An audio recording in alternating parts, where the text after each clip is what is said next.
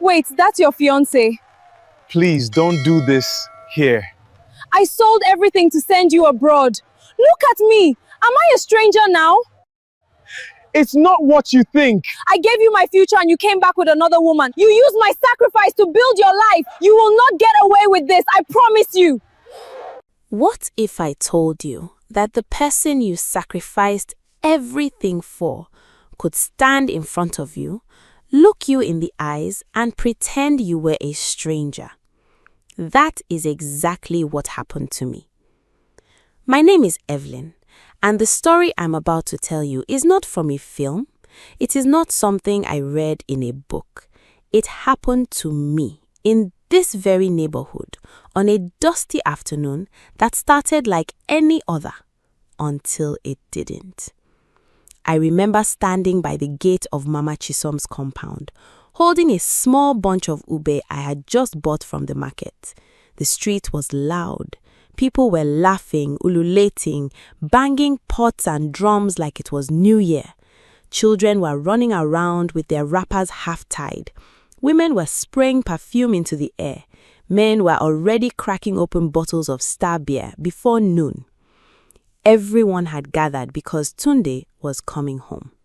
My Tunde, the man I had loved since I was 19 years old, the man whose university fees I had paid with my own blood, the man who used to press his forehead against mine in the darkness of my small room and whisper, "Evelyn, you are the only reason I believe tomorrow is possible." I had ironed my best dress that morning, a soft yellow Ankara with gold embroidery along the neck. I had plaited my hair neatly. I had even bought new slippers, not because I was trying to impress anyone, but because I wanted to look worthy of the moment. This was the day I had been waiting for. 6 years of sacrifice, 6 years of silence, 6 years of choosing him over myself, and finally, the reward was coming home. I could hear the crowd shifting near the junction. A black Toyota Camry was turning slowly into the street. Women screamed. Children ran after the car. My heart was hammering. My palms were wet. I was smiling so wide my cheeks were beginning to ache. The car stopped. The door opened. Tunde stepped out. He was taller than I remembered. His skin was smoother. His clothes were sharp. A fitted white shirt tucked into dark trousers. He had the kind of calm confidence that only comes when the world has been good to you. He waved at the crowd, laughing, accepting handshakes and hugs like a returning king. And then the other door opened. A woman stepped out. She was light-skinned, tall, with straight dark hair that fell past her shoulders. She wore a cream-colored dress and small diamond earrings. She smiled at the crowd with the gentle, patient smile of someone who does not quite understand the language around her, but knows she's being celebrated. Tunde put his arm around her waist. He said, loud enough for everyone to hear, "This is Isabella, my fiancée." The ube I was holding fell from my hand. I did not hear the rest of what he said. There was a ringing in my ears, a sharp, breathless silence that swallowed the noise of the crowd. My legs were still standing, my body was still upright, but something inside me had already hit the floor. I stood there, invisible, in the middle of a street full of people celebrating the man I had built. And the worst was still coming. You cannot understand what that moment cost me unless you understand where I came from.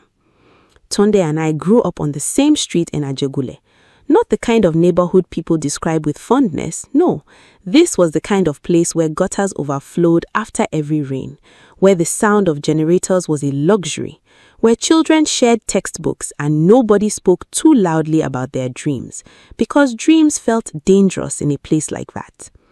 I was the only child of my mother, a woman named Grace, who sold boiled groundnuts and cold water by the bus stop every single day of her life. She was not educated, she had never traveled beyond Lagos, but she had a fierceness in her that I carry in my chest to this day. My mother passed away when I was 17. She left behind 3 things: a small rented room, a battered wooden box, and inside that box had jewelry. A Fian gold chain, a pair of gold earrings, a bracelet that her own mother had given her. She told me before she passed, "Evelyn, this is not for spending. This is your anchor. When life shakes you, hold this and remember who you come from." I held on to those words and I held on to the box. Then I met Tunde.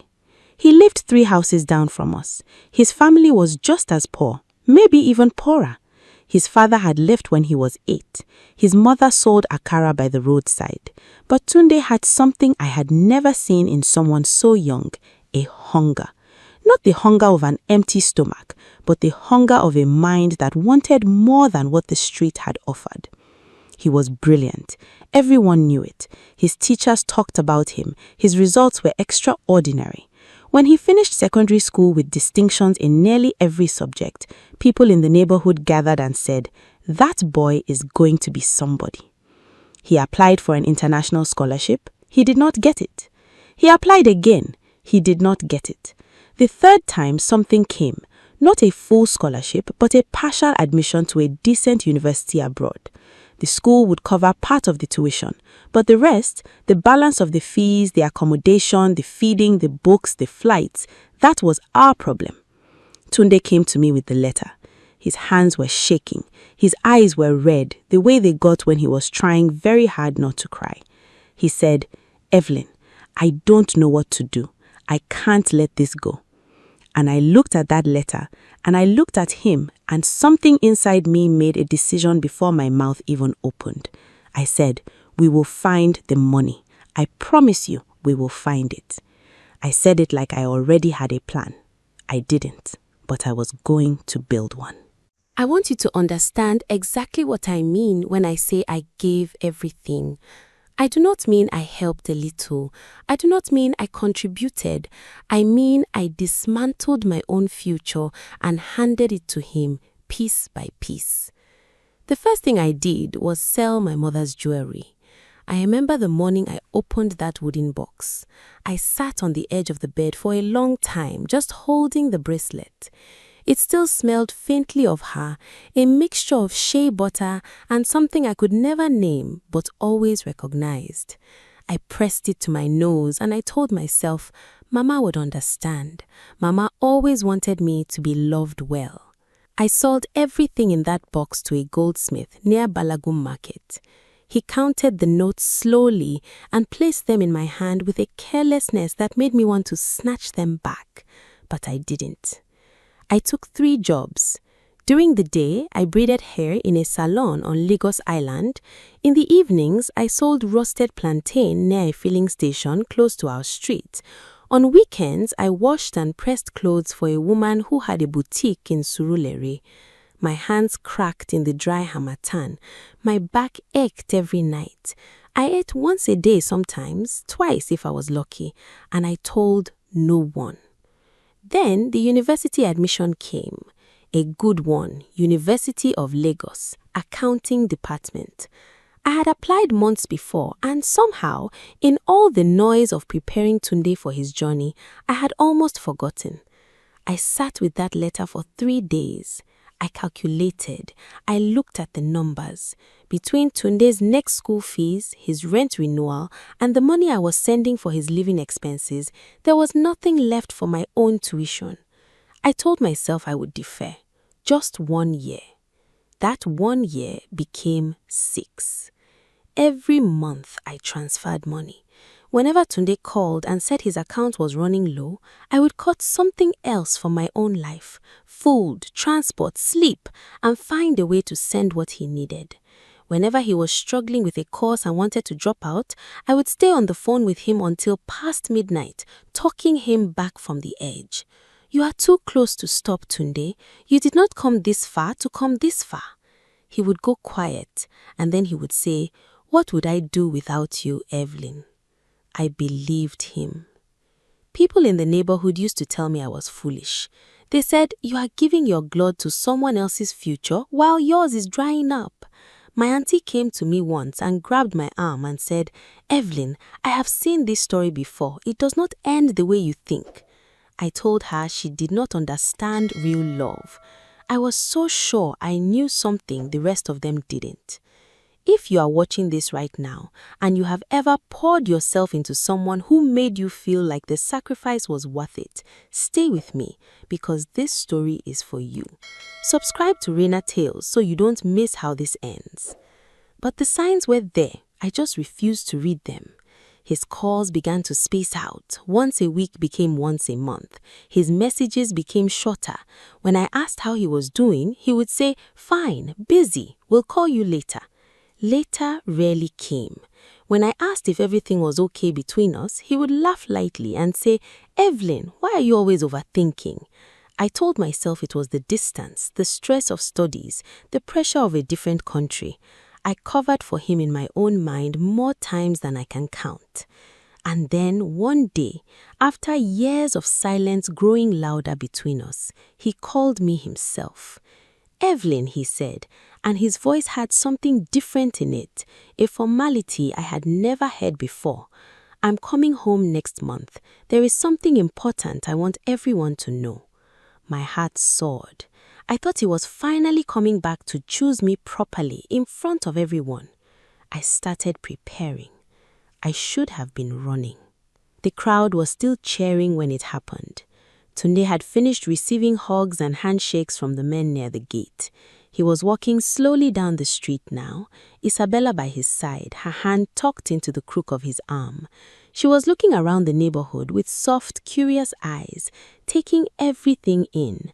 I could tell she was trying to be warm. She did not know what she had walked into. And then Tunde saw me. Our eyes met. For 1 second, 1 single second, something passed over his face. I could not name it. It was not guilt exactly. It was more like the quick flash of a man who has rehearsed a difficult scene and is now stepping into it. He walked towards me. I waited. My chest was tight, but I held my ground.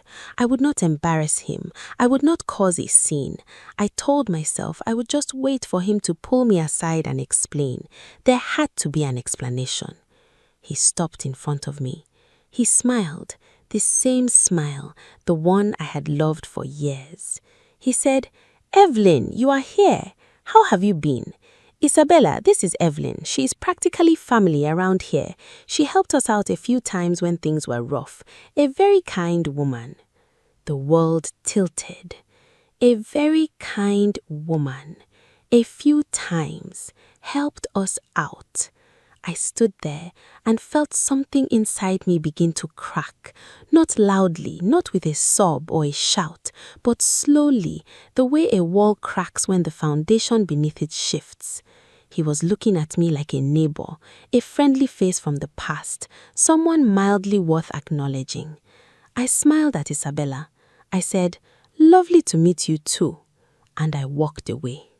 I walked until I turned the corner, and then I leaned against the wall of a stranger's fence, pressed my back flat against the concrete, and stood there until I was sure I wasn't going to collapse.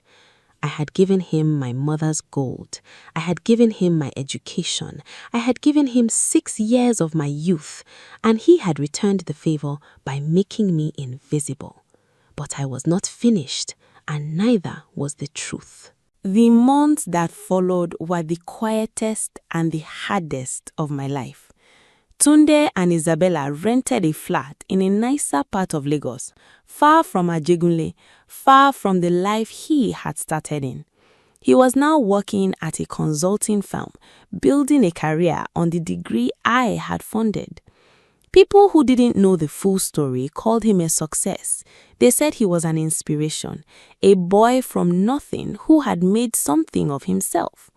I watched it all from a distance and said nothing. Not because I was afraid, but because I had learned something about pain. It does not need your permission to work. It moves on its own schedule. I went back to braiding hair.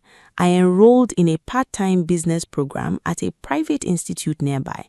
Nothing as grand as University of Lagos, but it was something, and it was mine. I paid for it myself, every kobo. I started saving properly for the first time. I started sleeping through the night again.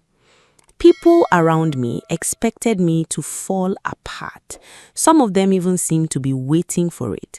The aunties who had warned me, the neighbors who had seen everything. They would look at me with that specific kind of pity that edges towards satisfaction. The kind that says, "We told you so," without needing to open a mouth. I gave them nothing. But across town, things were beginning to move. Isabella was not the kind of woman who decorated her life with ignorance. She was sharp. She had built her family's business interests across 3 countries. She did not miss details. And she had been noticing things, small inconsistencies in Tunde's stories, a name that came up too often in old conversations he had deleted too thoroughly, money transfers on old bank statements he had not known she could access. She was not suspicious by nature, but she was thorough. It began with an old email she found in a recovered folder on his laptop, one he thought he had deleted. It was a message from me, dated 4 years back, with a transfer receipt attached. She read it once, then she read it again. Then she started to search. She found receipts, money sent in consistent amounts over years. She found screenshots of conversations where Tunde had told me he loved me, promised me a future, called him his foundation.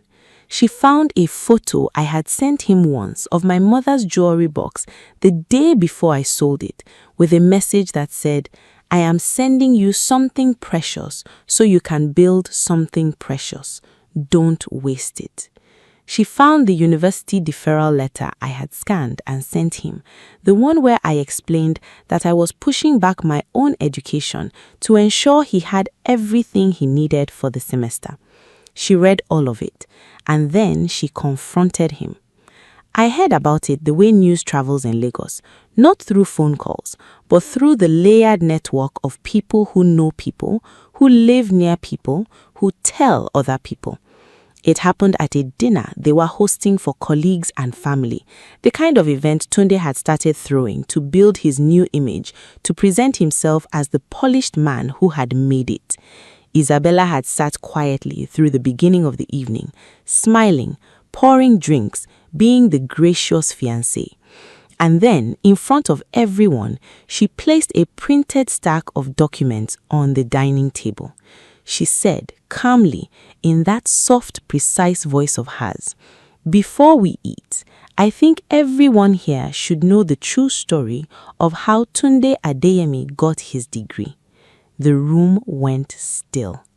She went through it piece by piece, the receipts, the emails, the scanned university letter, the photo of the jewelry box. She read one of his old messages to me aloud, the one where he had written, "Evelyn, I swear on everything, when I come back, I am going to give you the life you deserve. You are not just my girlfriend, you are the reason I am still standing." She put the paper down. She said, "He came back. He just decided she deserved nothing." Then she removed her engagement ring, placed it on the table beside the documents, picked up her bag, and walked out of her own dinner. What followed was not quiet. The story spread the way fire spreads in dry season, fast, hungry, unstoppable. Someone who had been at the dinner told someone else. By the next morning, it was on 2 WhatsApp groups. By evening, it had reached people who had not been near Ajegunle in 10 years. Within a week, Tunde's name had become a sentence people finished with a hiss. His firm placed him on administrative review pending what they called a review of personal conduct and public representation.